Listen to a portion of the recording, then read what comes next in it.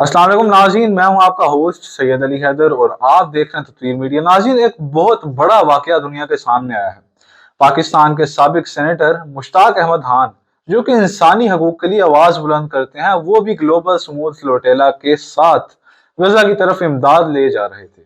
उनका मकसद सिर्फ ये था कि खाने पीने की चीजें और दवाएं उन बेकसूर बच्चों और औरतों तक पहुंचाई जाएं जो महीनों से मुहासे में हैं।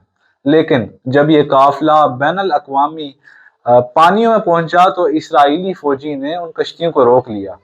कई कारकुनान को गिरफ्तार किया गया और उन्हीं में पाकिस्तान के सेनेटर मुश्ताक अहमद खान भी शामिल हैं।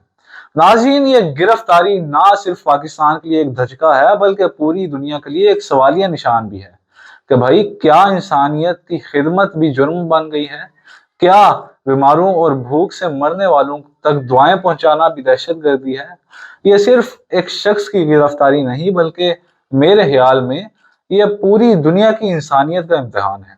पाकिस्तान ने इस वाक़ये की सख्त मजम्मत की है और फौरी रहाई का मुतालबा भी किया है।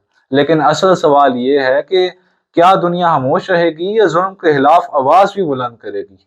याद रखें कि तारीख हमेशा फैसला करती है और तारीख ये भी लिखेगी कि सेनेटर मुश्ताक अहमद और उन जैसे लोग जुल्म के सामने खड़े हुए जबकि ताकतवर दुनिया खामोश तमाशाई बनी रही।